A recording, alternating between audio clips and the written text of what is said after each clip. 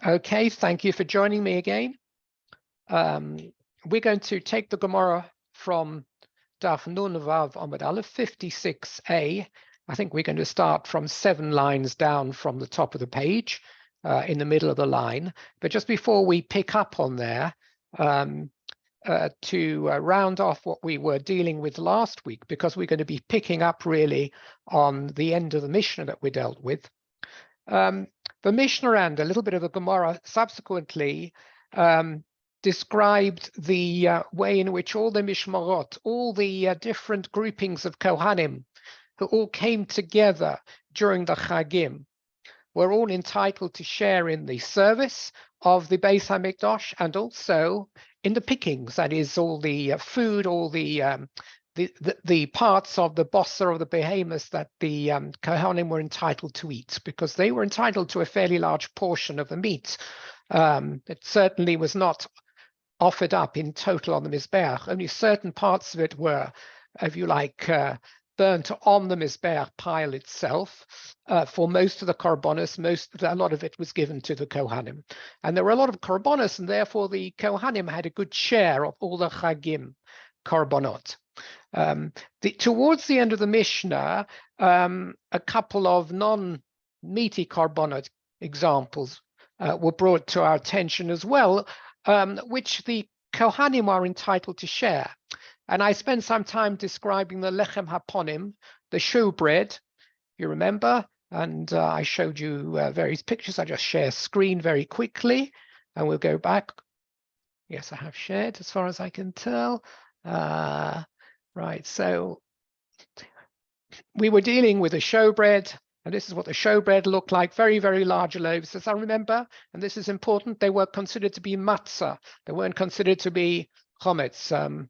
So whatever formula the bakers used, they were able to create very, very thin, almost crate-like objects. This is just one of the 12 loaves, and here they are piled onto the shelves of the shulchan.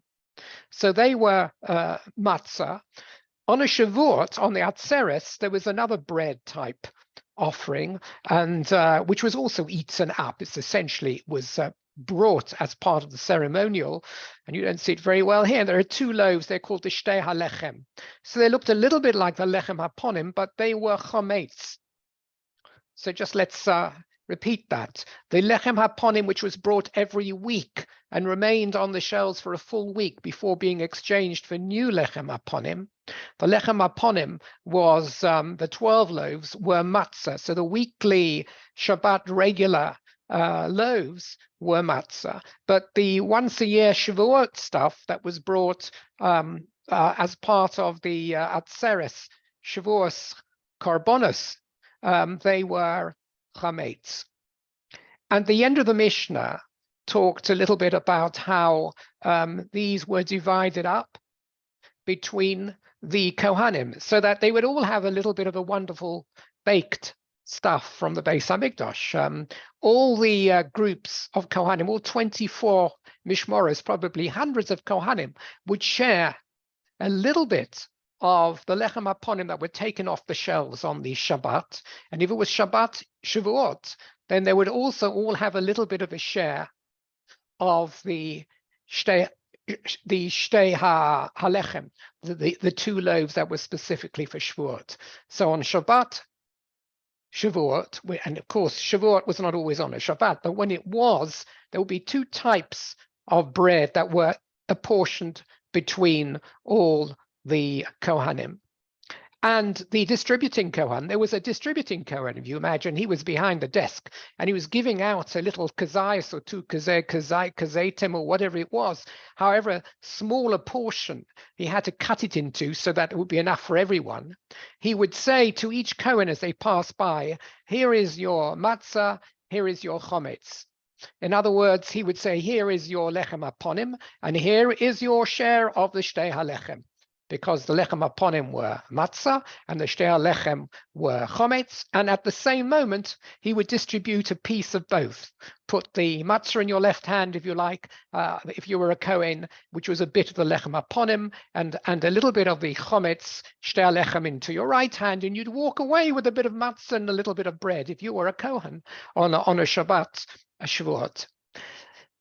The Gemara that follows is going to be interested in just what you might think is a rather trivial detail of that particular statement I've just made to you about how the lechem aponim and the shtei lechem were distributed. The Gemara is going to be interested in this sequence over here. What did this distributing Cohen say? He said, here's your chametz, here's your matzah, here's your chametz. In other words, he would first hand out the lechem haponim, which was matzah, and then a moment later, he would hand out to the Cohen the shtei halechem. The lechem haponim is a weekly, frequent Shabbat serving, and the shtei halechem, which he would distribute second, was this rare once a year Shavuot. And the Gemara is going to try and deduce something from this and compare it with other halachas we have, where sequence plays a part, to try and understand why the sequence is first matzah and then chometz in this situation. Why not chometz first and then matzah? Why didn't he first distribute the shtei halechem and then hand out the lechem aponim? Why did it have to be in this order? First lechem aponim and then the shtei halechem. And the Gemara is going to offer us a theory in relation to a broader discussion of sequence in mitzvot and sequence in brachot. So we'll widen it out. So I'm going to take you now to this starting point about 7 lines down, where the Gemara quotes these few words in the Mishnah. It's in the middle, just after the 2 dots, 7 lines down from the top. And the Gemara says, Ba'atzeret omelo, 56a, nun vav amid aleph, heilech, v'chulu, and then another set of 2 dots. On Atzeres, on Shavuot, the distributing Cohen used to say, here is your matzah. Well, all the Mishnahs, all the quotes says Halech, but it means here is your matzah and here is your chametz. So now let's see what the Gemara is going to do with it. And I'm going to tell you in advance that we're going to go through a few very long loops before we come back to dealing with this extract of the Mishnah of the lechem aponim and the shtei halechem. It'll play a role much further down into the discussion, although you'll see why it's relevant.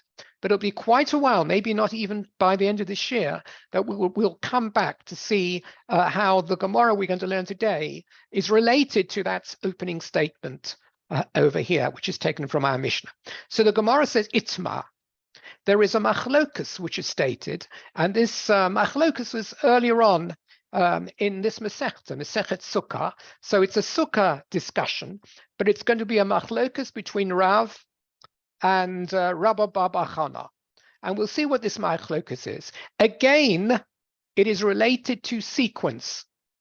And that's the common denominator between what we've just discussed in our Mishnah on the handing out of lechem aponim, the shtei halechem, and the piece to follow. What is the sequence we're talking about here? A different sequence. Rav Amar, Sukkah v'achar kach zman, Rabba Baba Chana Amar, Zman v'achar kach Sukkah. So what am I talking about over here? When the Gemara brings this machlokus, first Sukkah in the sequence, then Zman, and Rabba Baba Chana says no, first Zman and then Sukkah.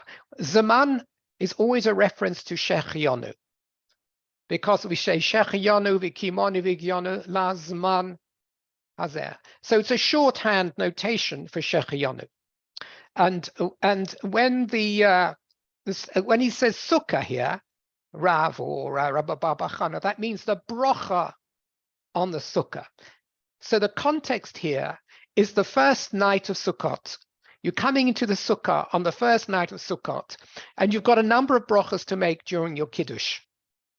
2 of those are the mitzvah Leishev Basukkah, which is specifically the Sukkah-related bracha, and the second one is Shechianu, which you always make on the first night of Yom Tov as well. So you have the Sukkah, Asher Kedushan Mitzvosonu Leishev Basukkah. You also have Shechianu v'kimonu v'gyon lazman hazer. And there is a machlokus here in which order these 2 brachas are said in the Kiddush. Do you say first Leishev Basukkah and then Shechianu, or do you say first Shechianu and then Leishev Basukkah? Now, we already have a halacha, and we actually say the Shechianu last on the first night, but that's not relevant. Over here, we're seeing a source discussion way before the halacha that we know today from our Machzorim. So we have a Machlokas Rav and Rabba Bar Chana. These are two early Amoraim on the sequence to be said in these brachot. So Rav says here, first you say al hasukah, sukkah, shekhe dishon mitzvah sov leishav hasukah, and then you say zman shechiyonu. But Rabba Bar Chana says it's the other way around. First you say shechiyonu, and then you say Asheki Dishonu b'mitzvosav v'tzivonu leishev basukah. So why is there a machlokas at all? And what is this machlokas based on? But just before we do that, we will see why Rav and Rabba Bar Chana have a different sequence between these two brachas, the shechion and the leishev basukah. Why one holds that it should be first the bracha for the sukkah and then shechion and one, and the other one the other way around. Shouldn't we hold with Toddy of Toddy? Right, we will come into this discussion. So you're coming in prematurely on Toddy Visheno Toddy. Quite right. It will appear in a few lines. That is going to be one of the arguments put for the Shechiyonu coming first, because the Shechiyonu is a bracha you say more frequently than Leishav Basukah. Leishav Basukah is a sukkah only bracha, whereas Shechiyonu is made every Chag, and indeed on a number of different other occasions as well. So we will see that playing a role. But over here, the Gemara hasn't yet got to that line of logic. I just wanted to raise it before we have a look and see what the reasons are behind the two opinions. I wanted to raise a point here about this whole thing about sequence. Why does it matter? Why does it matter really what the sequence is? If we're going to make both, why shouldn't we choose, and why shouldn't we just choose for ourselves? I'll just share a little screener over here because we see here the Gemara takes seriously the question of sequence. If you're going to make the brachas anyway, why can't you make them in any order? Are we so concerned? So the fact is, just simply in terms of experience that we have in halacha, sequence does play a big role. For example, even on trivial things, I've put down shoelaces. Sequence. Where can sequence play a role in shoelaces? Well, if you look in Shulchan Aruch tells you how to put your shoes on, and there's a definite sequence. And if you don't do it in this order, you're not doing it according to the Shulchan Aruch. The Shulchan Aruch says you should first put on your right shoe, then you should put on your left shoe, then you should tie your left laces, and then your right laces. That's the sequence. Why can't I choose? It seems that sequence plays significant part in Judaism. We're very ordered and we're very orderly. As it happens, the explanation given for tying the lace on the left shoe first is that tying the lace on a shoe is a little bit like putting tefillin on the yad. Yes, you're tying a lace and you're putting tefillin on. And therefore, since you put tefillin on your left arm, you should tie the lace on the left shoe first. Why should you put your right shoe on first? There's actually a machlokas in this, in the Gemara, and with that, there's another reason for putting the right shoe on. I won't go any further into it. I just want to bring this up as an example of something you might say is so trivial, something you don't even need to think about, actually has a sequence. Sequence is important. That's the point I'm really making over here. I'm just giving you some examples. When it comes to food brachas, which is the second one on my the second line over here, there's a whole pecking order in terms of the bracha sequences. If you have a whole number of different foods on the table ahead of you, there is an order in which you're supposed to take those foods to eat. And it's quite complex. And it used to be said that when a new rabbi used to be interviewed in a frum community, they would deliberately put a plate of about 14 different types of food in front of him and ask him to eat. And they would observe the order at which he took the food. And if he took the food in the wrong order, they would say he didn't have the job, because he wasn't up to the job, because he don't know the halachot. Sequence is important. You don't just put your hand in and take something. Sequence is important. So the sequence tends to be that you go for the more choshev bracha first. If you've got a motzi and you've got mezonos, that's more chashuv than sha'akol or brori pri eitz and brori pri adoma. So you take that food first. If it's from the shivat minim, there's a posuk, eretz chitos, se'ora, gefen, rimon, etc., etc. You take the food item which is higher up on the list earlier on in that list before ones later on in the list, right? It's not a question of which one you go for, but you dash for the one you find more juicy. You've got to start thinking. You've got to think about the bracha. You've got to think about the sequence in the posuk before you even determine where to put your finger on the plate. And then all other things being equal, you take first the one which you prefer amongst those which all have the same bracha and all in the same sequence. So there's a pecking order there as well. Our lives are full of ordered rules. Seder night, of course, you have Kadesh, Urachatz, Karpas, Yachetz, and Seder means order. So we are very, very ordered. Siddur means order. I'm just putting this to you because the Gemara spends a lot of time in various places talking about sequencing. What do you do first? If you've got two mitzvahs to do, which mitzvah do you do first? If you've got two brachas to make, which bracha do you make? And you know, to us as sort of Westerners with liberal, free-thinking minds, it doesn't make any difference. You do whatever your own democratic head comes up with. But in halacha, there are rules, and in halacha, there are reasons behind rules, and they mean something to us.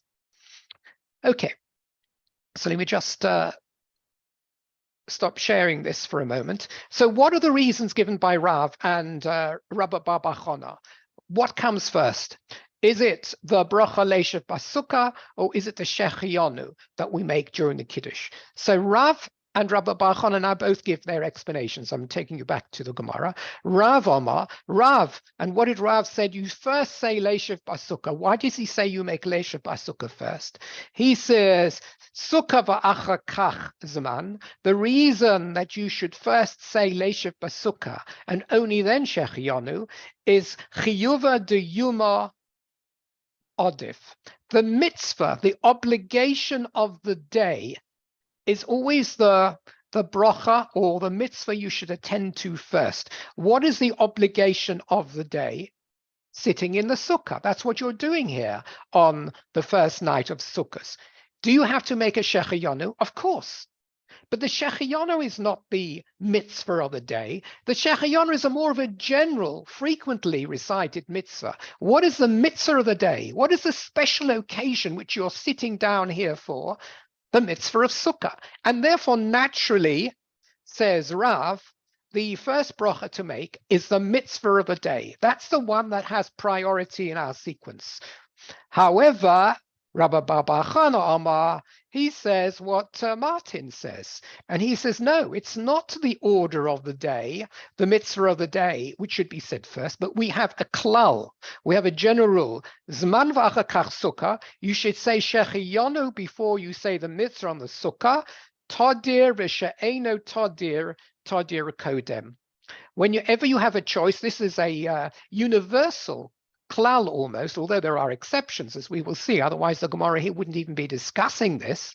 Where you have a choice between two mitzvahs that are before you, or two brachas that are before you, and one of them is a bracha or a mitzvah that is done more frequently than the other, then you should, all other things being equal, you should do the more frequent one first and not second. And therefore, the shechianu, being the more frequent bracha that we say, should be said, recited before the leishav basukah, through this principle of todir v'she'eno todir. I mean, you may say leishav basukah. Let me just explain this a little bit. You say leishav basukah many times, actually, when you come into the sukkah of the Sukkot. But the point is, you only say it on one chag. It's only related to the mitzvah of one chag, and that is Sukkot. Whereas shechianu is said on various occasions. We say it on all the chagim. It's therefore considered to be a more frequently said bracha. And therefore, with the principle of todir, always attending to the more frequent occasion first, we should first say shechianu. So you see over here, it's not clear. There are arguments to say that you should attend to the mitzvah of the day, that's Rav, before shechianu, because the mitzvah of the day reigns supreme.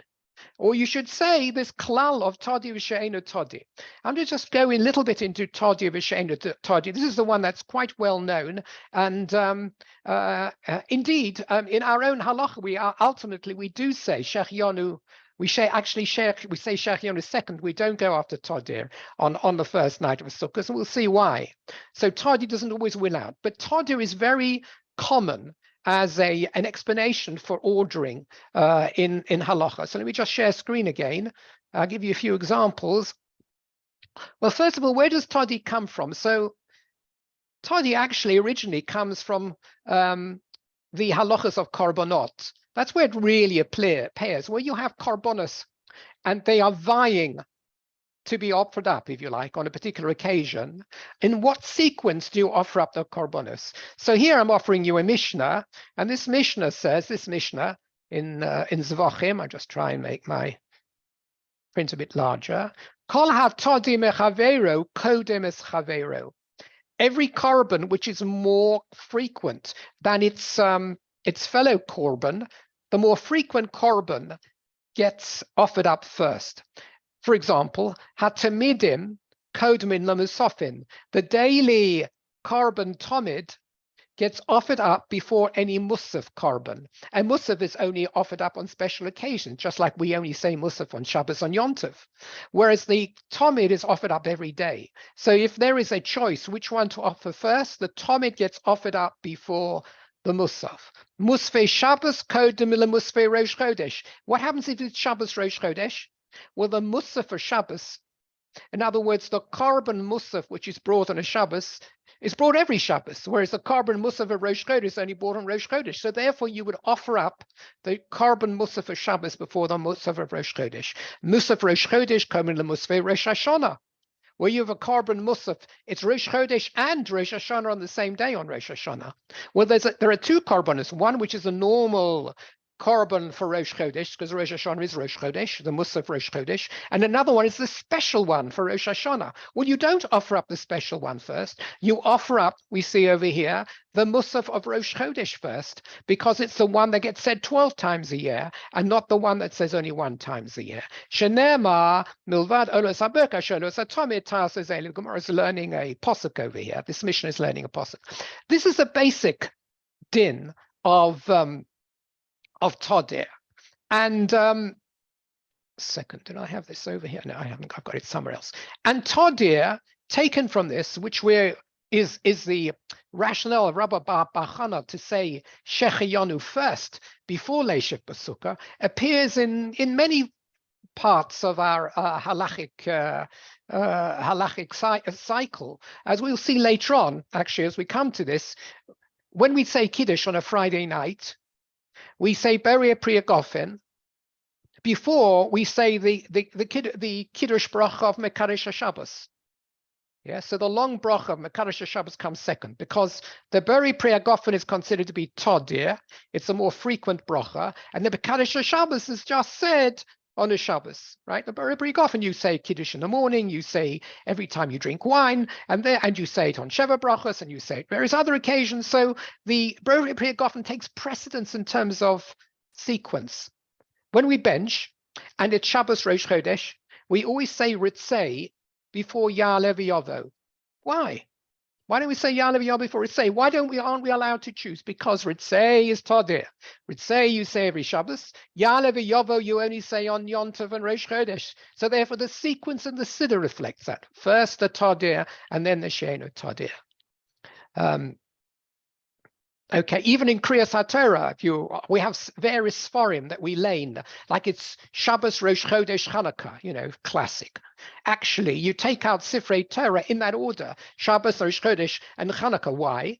Because Shabbos is more tardy than Rosh Chodesh is more tardy than Chanukah. So we see the application of this law is very widespread in halacha. And yet we're saying that in our particular argument here, between Rav and Rabbi Bar Bachana, there is actually a machlokes. Rabbi Bar Bachana certainly quotes Todir She'eino Todir for his argument that you should say Shechayonu first, but Rav holds no. We should ignore Todir She'eino Todir over here, and rather we prefer to take the bracha on what is the Chovat Hayom, the mitzvah of the day. And what's the mitzvah of the day on Sukkot? It is obviously sitting in the sukkah. it's interesting. You can see this machlokas over here. Do you go for the mitzvah of the day first and say that's the one I'm going to take precedence in my sequence, or do you go for the more frequent mitzvah? This is the to and fro here between these two Amorom, and we'll see also it's not just between Rav and Rabba Bar Bar Chana, it's more universally not always clear what you should do. But it might represent an underlying difference in philosophy of attitude. It's not just a question of, I prefer the more frequent, I prefer the Chovos Hayom. If you think about it, there's an argument both ways, and it may reflect an attitude of thought. If, for example, I would say, perhaps more logically, that we shouldn't go after Todir. We should go after the mitzvah of the day. Here we are, I'm going into the sukkah. This is the opinion of Rav. And I now need to make Leisha Basukkah, and I need to make a Shechiyonu. What is the reason I'm really coming into the sukkah for? What is the highlight of the day? What is the specific, unique mitzvah of the day sitting in the sukkah? So surely that's of paramount importance, and I should make the bracha on that first. That's the opinion of Rav. He says you should make it on the sukkah first. It's of paramount importance. The only reason I'm going to sit here now and need a shechayor in the first place is because it's sukkahs, and the main mitzvah of the day is the sukkah. So let me get on with the bracha of the sukkah first. That is the philosophy that underlines saying the Leisha Basukkah first. What about the shechayonu? Todir v'she'enu todir. It's an interesting thing that seems to dismiss, if you like, what is on your mind. I'm here to make my bracha on the sukkah, and yet I should consign it as if it was second class. I should say the shechayonu first. Why? Because there is, if you like, some significance, some mystical significance that we attach to things that are said frequently. And maybe there's a lesson behind it as well. Something that you do frequently and you say frequently, maybe you become a bit blasé on. Yes, something you do every day. We always find Rosh Hashanah very special because we listen to the shofar once a year. If we had to listen to the shofar every day of the week, we probably wouldn't listen to the Baal Teker at all. Something you do frequently, as we know, we always treat lightly. Familiarity breeds contempt to some extent, and even in the performance of mitzvahs. So over here, you've got a competition. Which bracha should I say first? Leisha Basukkah, or something more frequent like Shechiyonu? You might have thought, well, you go for the mitzvah of the day. Isn't that the paramount importance? Comes Rabba Bar Bar Chana and the mitzvah of Todir to say, you know what? Dafka, because your mind is on something which is unique. I'm going to tell you that even those things that are regular, that are not unique, that are part of a routine that happens very regularly, are also very important. And to emphasize that, we actually promote the regular non-unique aspect before the unique aspect. In a sense, it's an antidote or a counter to the normal psychological state of mind of the person, which is to attribute much more significance to something which is, this is the day, this is Seder night, everything else is relatively unimportant. No, we're saying that the normal, regular things you do are also very important. That's the idea of Todir over here. So one can see in here something much deeper simply than a halachic preference for one or the other. There is a hashkafic underlying rationale, perhaps, between the two opinions. Okay, this was the machlokas between Rav and Rabba Bar Bar Chana. Now the Gemara is going to try and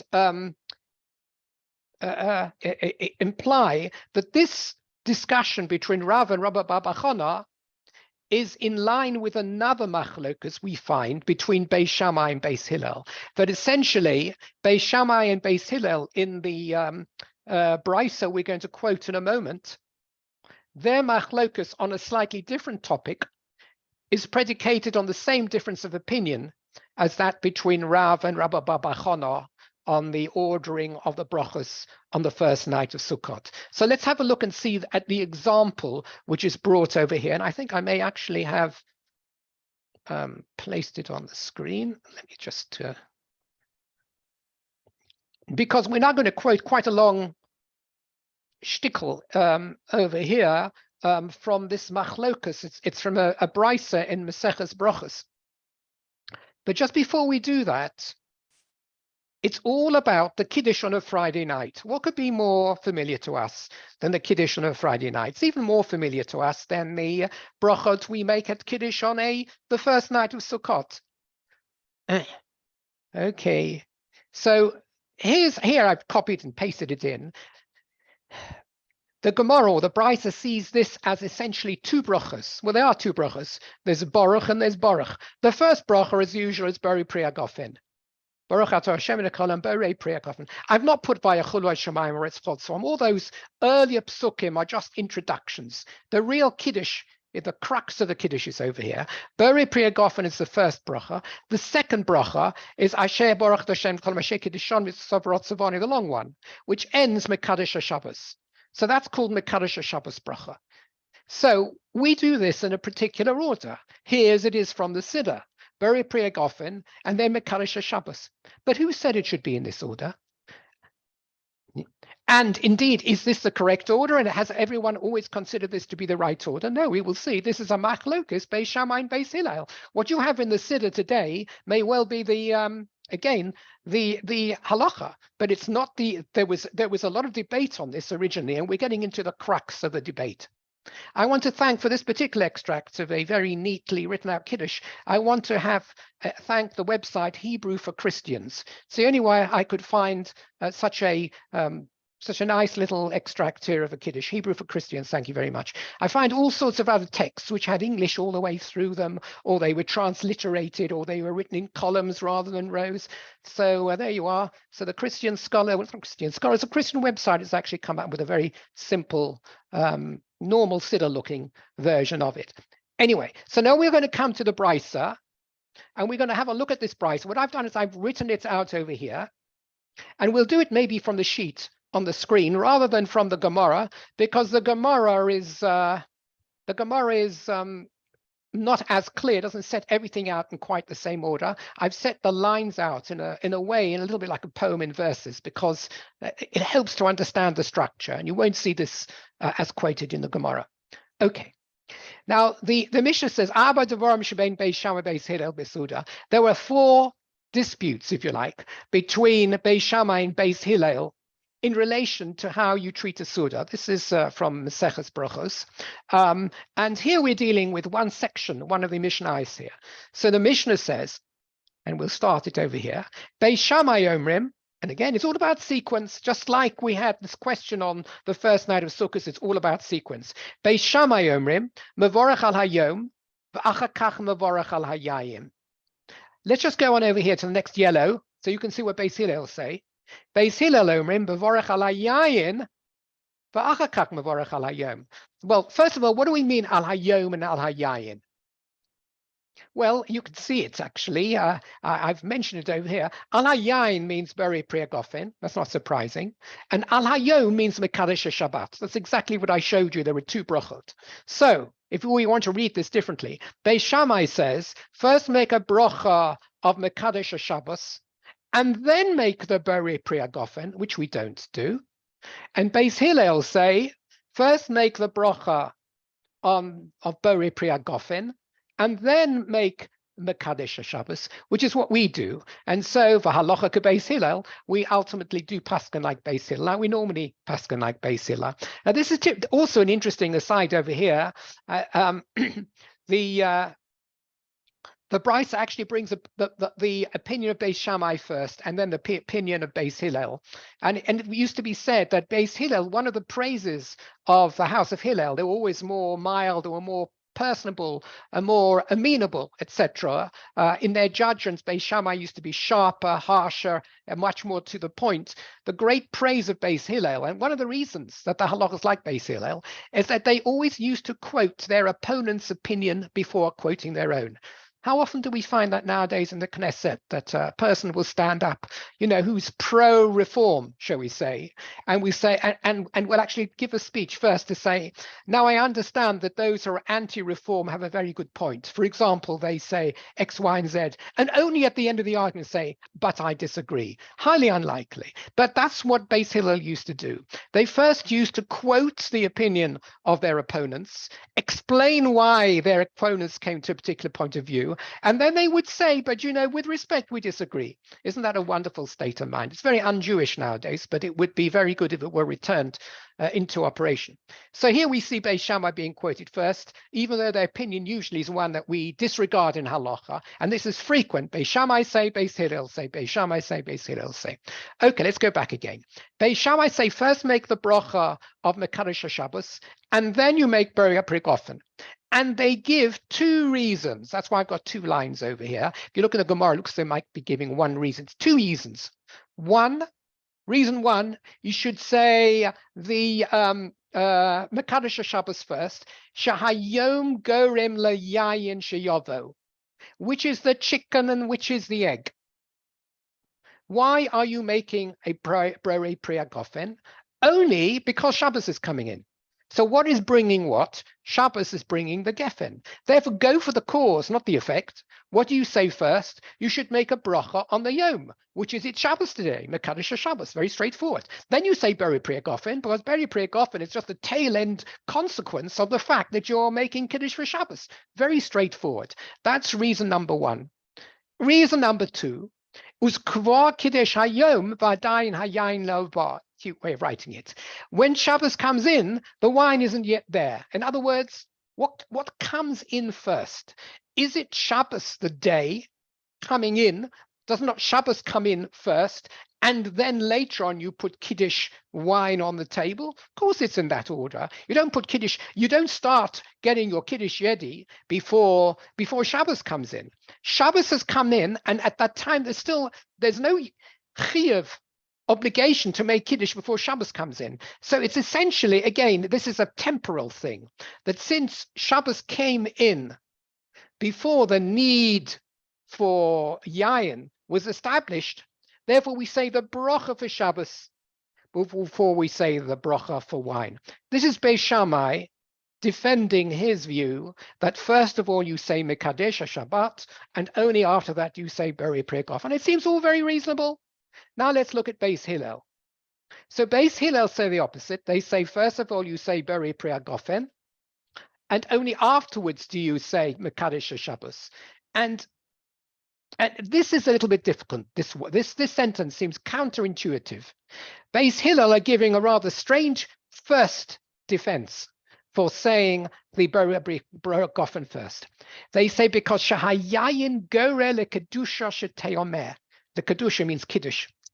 It is the wine on the table, which is, if you like, what the Kiddush revolves around. Yes?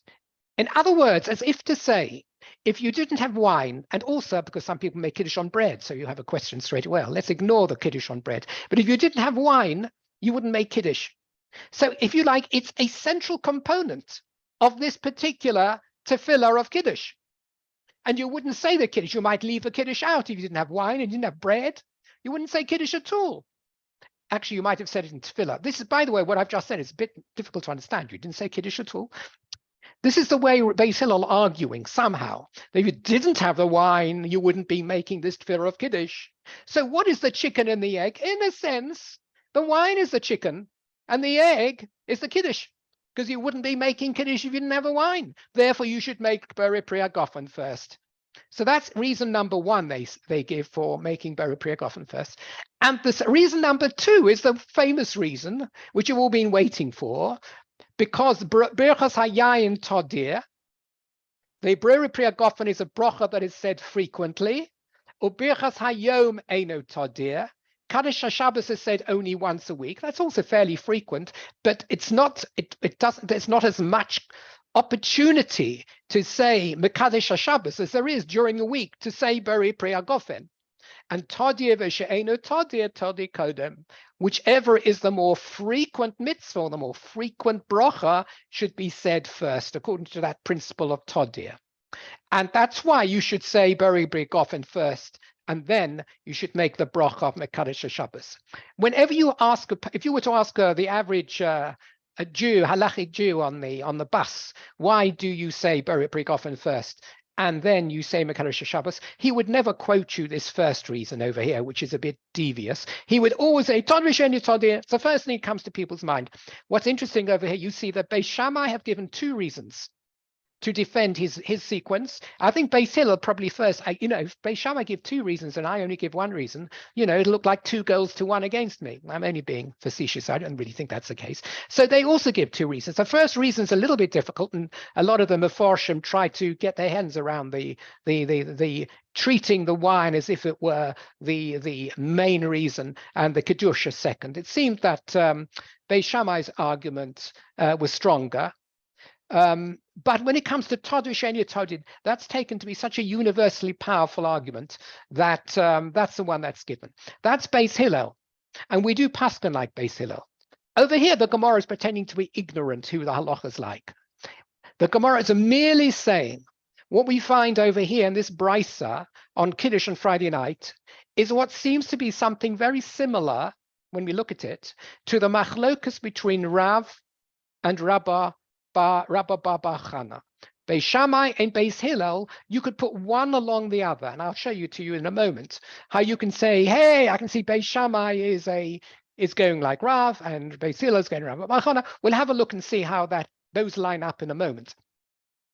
And so let me just take you back to the Gemara.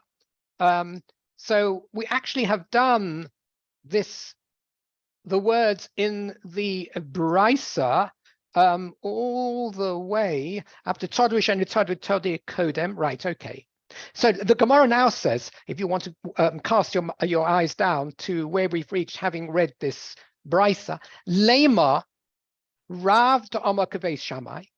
Should we conclude for this, and I'll show you why we should. The Gemara says, should we conclude from this that Rav, in his opinion, in his sequence on the first night of Sukkot, has the same rationale as Beis Shammai, D'Amar Beis Shammai, Rabba Bar Chana, and Rabba Bar Chana, with his opinion, D'Amar Beis Hillel, holds like Beis Hillel. And then we can say one is, if you like, holding on to the coattails of Beis Shammai, and one's holding to the coattails of Beis Hillel. Remember one thing, of course, Beis Shammai and Beis Hillel were a couple of 100 years before Rav and Rabba Bar Chana. So therefore, we would never say Beis Shammai is holding like Rav. We would say Rav is holding like Beis Shammai, because historically you can only be carrying the same opinion of someone earlier than you. You can't attribute to someone an opinion of someone who hasn't been born yet. So that's why the Gemara puts it that way. Now, why should this be the case? So let me explain it to you again by essentially summarizing there are 2 machlokas. I'm going to just reduce the size in a moment so you can see them together. Well, let me see. I hope you can. Okay.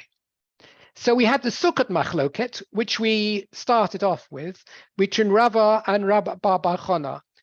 What did Rav say? He said, first bracha you make is Leishev, and then you say Shechayonu. And then we had Rabba Bar Chana, who said, first you say the bracha of Shechayonu, then you say the bracha on the sukkah itself, which is Leishev. So let me put this into different language, into the language which is more parallel to that of Beis Shammai and Beis Hillel. Rav says you should say first, this is an i.e., the specific Chovat Hayom. In other words, the specific mitzvah of the day takes precedence over the klal of Todir. Shechayonu, we agreed, was Todir, it's more often. But the bracha on Leishev is the particular mitzvah of the day. So therefore, Rav's opinion is tantamount to saying that the specific mitzvah of the day takes precedence over any principle of frequency of Todir. Conversely, since Rabba Bar Chana says you say Shechayonu before you say Leishev, it's tantamount to saying that Todir, Shechayonu is Todir, more frequent, takes precedence over the Chovat Hayom, over the mitzvah of the day. Have a look at now let's look at the Friday night machlokus. It's a Beis Shammai and Beis Hillel before putting them together and aligning them. Beis Shammai say, first you say Mekadesh Shabbat, then Bere Pri Hagofen. That's Beis Shammai, not what we do. And Beis Hillel say, you say first Bere Pri Hagofen, and then Mekadesh Shabbat, which is what we do. So let's look at the tantamounts. According to Beis Shammai, you first say Mekadesh Shabbat and then Beri Pri Hagofen. He's saying that the specific Kedushat Hayom, the specific bracha on the sanctity of the day, which is what Mekadesh Shabbos means, has precedence over Tadir. Beri Pri Hagofen is a very frequent bracha. So the Kedushat Hayom has precedence over Tadir. And Beis Hillel will say, you Beri Pri Hagofen first. He's saying tantamount to Tadir, Beri Pri Hagofen has precedence over the specific Kedushat Hayom. Now, you can match up the yellow with a yellow because they're almost saying the same. You see, Rav says the specific Chovat Hayom takes precedence over Tadir. Beis Shammai says specific Kedushat Hayom, which is almost the same thing, has precedence over Tadir. Rabbi Bar Chana says Tadir has precedence over the specific mitzvah, the specific Chovat Hayom.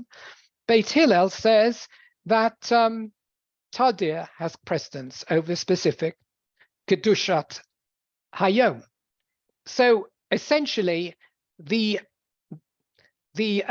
logic of whether Tadir is or is not the most important principle, if you look at see who holds the various opinions, you see that yellow is similar to yellow and green is similar to green. And this is what the Gemara is saying. Shall we say that Rav, in giving his opinion on Sukkot, holds the same in principle as Beis Shammai in his opinion on Shabbat?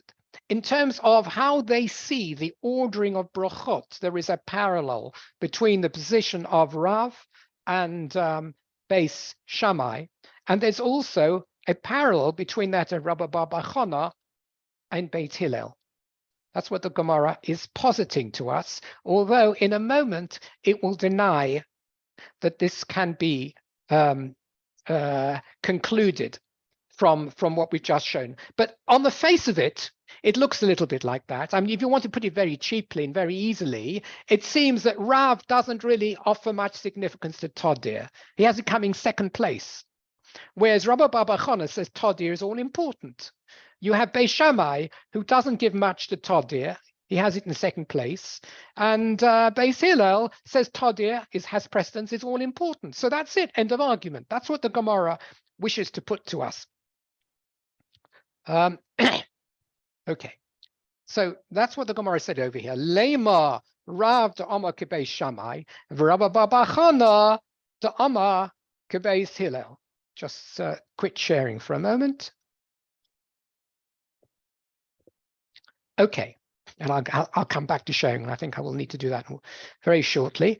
So the Gemara says, no, not necessarily. Just before we even go on to what the Gemara is saying over here, very often the Gemara will say maybe one of the Amoraim holds like Beis Shammai and another one like Beis Hillel. The Gemara always doesn't want necessarily, unless there's no reason, there's no way you can learn the facts otherwise, to attribute one opinion to another opinion, because there are always differences in circumstances between one case and another case. Specifically difficult is that we're saying here that maybe Rav holds like Beis Shammai. Now, this is itself quite difficult because we know that there are all these famous machlokuses between the school of Shammai and the school of Hillel. But at one time, a Baskol came out and says halachos kebeis Hillel.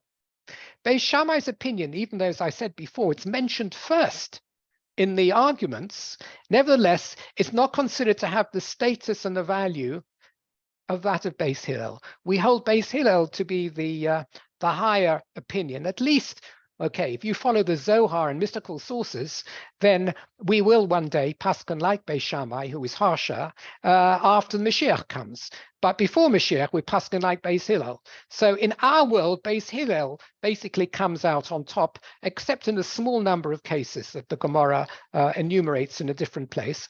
So to say that Rav holds like Beis Shammai makes Rav look like a bit of a loser, doesn't it? Because he said, you know, Rav, in his opinion, he holds like Beis Shammai, and Beis Shammai never wins any argument. Why did he even pick on Beis Shammai? It's a loser to start off with. It makes Rabbi Bar Chana smell like roses. He's holding like Beis Hillel. Beis Hillel is a winner, and he's got the winning side. Why should Rav take a losing side? So that makes this a little bit difficult. And that's another reason maybe why the Gemara doesn't want to settle on this parallel that Rav holds like Beis Shammai and Rabbi Bar Chana holds like Beis Hillel. So the Gemara says, I can tell you that you cannot make that conclusion, even though it looked that way. Amalacha Rav. And the Gemara puts it this way, as if Rav were here to defend himself. Rav, you just said I go like Beis Shammai. No. So Amalacha Rav. Ana da'amri afila lefi Beis Hillel. I hold even like Beis Hillel. Ad kan lo kamri Beis Hillel hosom. The only reason that Beis Hillel seemed to be taking a different rational line than me in the case of Shabbos and Kiddush and Shabbos is ela shahayayim goren lekidusha sheteomer, for their second reason. Aval hocha ilavs man milo amrin and sukkah.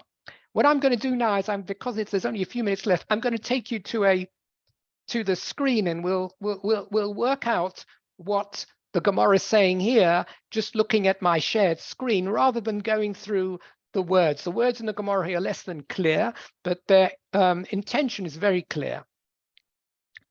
I'm going to take you back to here, where we had the original Machlokus of Beis Shammai, Beis Hillel. So Rav and Rabbi Bar Chana are now going to say, don't place us in relation to this Machlokus and say, for example, Rav's like Beis Shammai and Rabbi Bar Chana is like Beis Hillel. Even though the logic seemed to work out that way, you cannot necessarily do so. It could be that Rav holds like Beis Hillel, and it could be that even Rabbi Bar Chana would hold like Beis Shammai. The situation is different here, and you can't translate from one halachic area to another. Why? Because Beis Shammai and Beis Hillel over here, when you look at what they say, they both give alternative reasons for why they rule a certain way. Because look at Beis Shammai. Beis Shammai said you first make a bracha on the yom and thereafter the yain. In other words, they say that todir here is not important. It seems Beis Shammai is saying, like Rav, that todir is not really a big deal, because you make the Beri Priyagofen, which is todir, second. Yes, that's what it seems like. Says Rav, how can you conclude that at all? How can you conclude that at all? How can you conclude that they just say that Torah is not very important? They give two good reasons here why maybe Tadir would not apply in this particular case. Maybe they hold normally that Tadir is very useful, and we should say normally the bracha of Beri B'Grofen first. But when it comes to it over here, they say that the yom is gorim leyayin sheyovo.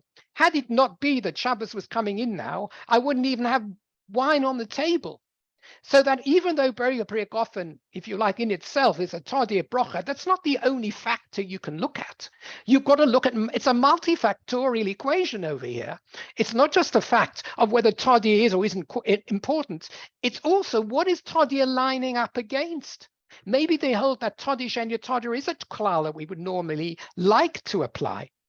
And when we can, for example, we might well say Shechayonu comes first on a sukkah. It's a different thing. But over here, we're talking about that the wine is only there because of the day coming in. And therefore, that is one strong factor in favor of saying that the day coming in other words, the Kiddush Hayom, the Mekadesh Shabbos, is what is the motivating factor for Kiddush, and therefore you should say it first. Maybe that's why Beis Shammai is saying. They also say that Shabbos came in earlier than there was a point when you could possibly have made Kiddush, and therefore maybe we should say the bracha, we should follow the same sequence. First of all, you say Mekadosh Shabbos, and then you say Beri Pri Hagofen. So in other words, Beis Shammai offers two powerful lines of support for saying that you should first say Mekadosh Shabbos, even though there is a klal of Todir. So don't say that that means they always relegate Todir into separate second place. And in any other situation as well, they would relegate Todir into second place. Not necessarily at all.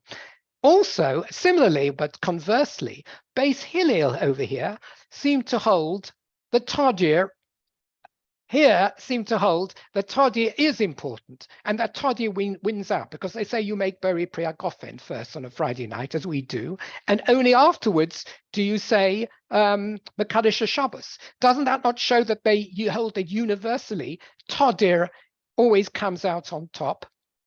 So Rav and Rabbi Achana might say not necessarily. Over here, maybe Todir does come up on top, but maybe in other places you would look at other reasons. The only reason, maybe here, even though they mention Todir comes up on top, it could be argued it's not just because of Todir. That's not the only reason that you make your Beri Pri Hagofen first, because they gave an additional reason. That wine, even though we didn't understand this reason, that without wine there wouldn't be any kiddush in the first. There wouldn't be any kiddush in the first place. That's why you say the kiddush. You say the Beri Pri Hagofen first. You would have skipped that whole episode if it had not been for the wine on the table. So in a sense, from a practical point of view, a Metzias point of view, the wine is a driving force behind kiddush. Maybe that's their main reason for saying you should say Beri Pri Hagofen first, and not Todir v'she'eino Todir. That's why they give this only a secondary reason and not a primary reason, because maybe the Todir argument is not as strong after all. So those are the arguments the Gemara is bringing up now. And those arguments are to counter the claim that you can necessarily relate Rav to Beis Shammai and Rabbi Bar Chana to Beis Hillel, because it seems the machlokas of Beis Shammai and Beis Hillel is a little bit more sophisticated than simply, do we go for Todir, do we not go for Todir? It could be in certain circumstances you would go for Todir, and other circumstances you won't. And the machlokas between Rav and Rabbi Bar Chana was in the ordering of Leishef Basukah and Shechianu. And the arguments that we see between Rabbi and Beis Shammai and Beis Hillel aren't actually on the same in the same playing field entirely as the question of which do you say first on the first night of Sukkot? Do you say Leishef Basukah, or do you say Mekadesh, or do you say Shechianu? There, it could be they're different. So the Gemara's conclusion, I haven't said it inside over here. I've said it on my shared screen. I haven't actually said it using the text of the Gemara. The Gemara's conclusion is that you can't correlate the machlokas of Rav and Rabbi Bar Chana, where they argue on the sequence of brachos on the first night of Sukkot, to the machlokus between Beis Shammai and Beis Hillel on the ordering of Beri Pri Hagofen and Mekadosh Shabbos on a Friday night. You cannot correlate the two, and it could be that the two sets of arguments are based on different underlying criteria. Rav does not have to go like Beis Shammai.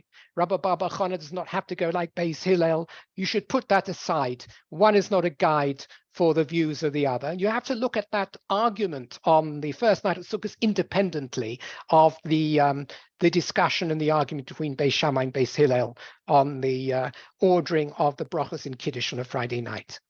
So I'll stop